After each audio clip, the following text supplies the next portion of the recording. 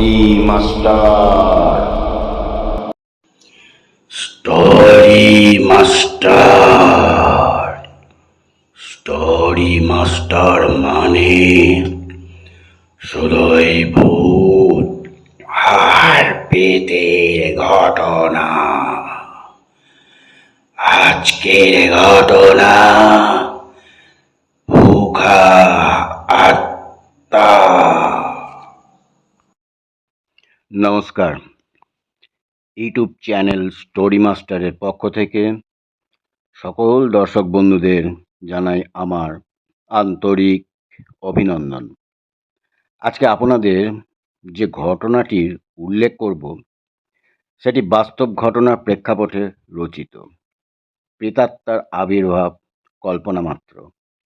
ভিডিওটি পুরোটাই দেখবেন, না হলে ঘটনাটির সারমর্ম ঠিক বোঝা যাবে না। এই ঘটনাটি আমাদের বাস্তব জীবনে অহরহ ঘটে চলে। এখন শুরু করছি আজকের ঘটনা ভুখা আত্মা। স্থান কোনো এক নামী শহরের নামী রেস্তোরাঁ। সেখানে গিয়েছেন এক নামজাদা ব্যক্তি, ধনপতি বাবু। তিনি শুধু নামে ধনপতি না, অর্থের দিকেও ধনকুবের। তিনি অকারণে অর্থের অপচয় করতেন। আজও তার ব্যতিক্রম হলো না। তিনি রেস্তোরাঁর একটি স্পেশাল কেবিনের টেবিলে বসে খাবারের অর্ডার দিলেন। অর্ডার করলেন অনেক কিছু, কিন্তু খেলেন অল্প কিছু। প্রত্যেক পাত্র থেকে যেগুলি তার পছন্দ হলো তার থেকে অল্প অল্প খাবার তুলে নিলেন। বাকি খাবার পড়ে থাকলো। বিস্তর খাবার টেবিলের ওপর পড়ে থাকলো। তিনি রেস্তোরাঁর ওয়েটারকে ডেকে বিল মেটানোর জন্য পকেট থেকে টাকা বের করে দিলেন। ওয়েটার ক্যাশ কাউন্টারের দিকে চলে গেল। ধনপতিবাবু টেবিলে বসে আছেন। এমতো অবস্থায় তিনি উপরের সিলিংয়ে কিসের একটা আওয়াজ শুনতে পেলেন। হঠাৎ তিনি দেখলেন কিসের একটা ছায়া মূর্তি পুরো সিলিংটাই ঘুরে বেড়াচ্ছে। সে ধনপতির বাবুর উদ্দেশ্যে বলছে, রে ধনপতি, তুই কি খাবার খেলি না নষ্ট করলি? তোর টেবিলে এখনো যা খাবার রয়েছে তা আরো 4 জনের খাওয়া হয়ে যাবে। তুই তো বলবি তোর টাকা দিয়ে খাবার কিনেছিস, নষ্ট হলো তো কি হলো? কিন্তু ভেবে দেখ, ওই খাবারগুলিতে আরো 4 জনের পেট ভরত।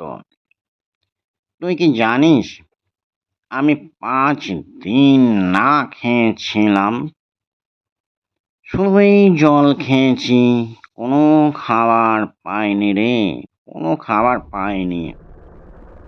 একা মানুষ, অসুস্থ ছিলাম, বাইরে বের হতে পারিনি, হাতে টাকাও ছিল না, কোনো খাবার জোগাড় করতে পারিনি।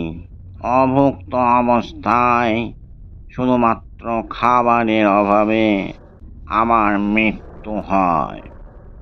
এরকম আরো কত দুঃখী মানুষ শুধুমাত্র একটু সাধারণ খাবারের জন্য ঘুরে বেড়াচ্ছে, আর তারা শুধু চায় একটু খাবার। আর তুই কি করছিস? এই ভালো দামি খাবারগুলো নষ্ট করে দিচ্ছিস। ফেলে দিতে হবে খাবারগুলো, নষ্ট করিস না। ওয়েটারকে বল খাবারগুলি প্যাক করে দিতে। বাইরে কোনো ভিক্ষুক বা ক্ষুধার্তকে খাবারগুলি দিয়ে দে। সে খাবার পেয়ে অনেক খুশি হবে রে, তার পেট ভরবে। মনে রাখিস, তোর যেটুকু খাবারের প্রয়োজন ঠিক সেটুকুই অর্ডার দিবি, বাড়তি দিস না। গরিবদের মধ্যে খাবার দান কর, দেখবি তারা সামান্য খাবার পেয়ে খুব খুশি হবে, তৃপ্তি করে সেই খাবার খাবে। খাবার নষ্ট করিস না, অপচয় একদম করিস না। আমার কথাগুলি মনে রাখিস। আমি চললাম। এরপর ছায়ামূর্তি অদৃশ্য হয়ে গেল।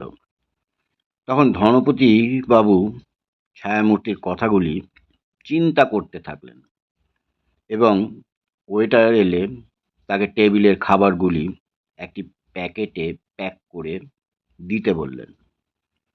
এরপর তিনি সেই খাবারের প্যাকেট নিয়ে বাইরে বের হয়ে গেলেন।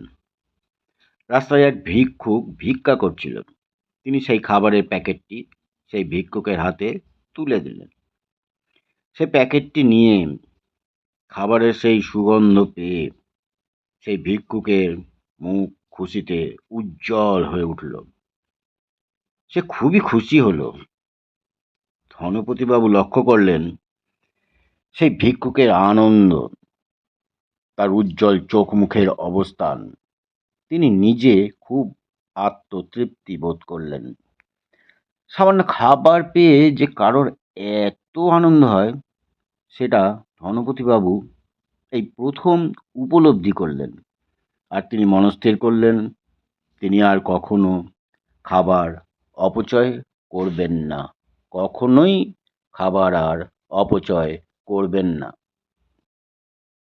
তাহলে প্রিয় দর্শক বন্ধুরা, এই ছিল আজকের ঘটনা। ঘটনাটি যদি ভালো লাগে তাহলে অবশ্যই একটা কমেন্ট করবেন, আর সম্ভব হলে আমার এই ছোট্ট চ্যানেলটিকে সাবস্ক্রাইব করে দেবেন। নমস্কার, ভালো থাকবেন।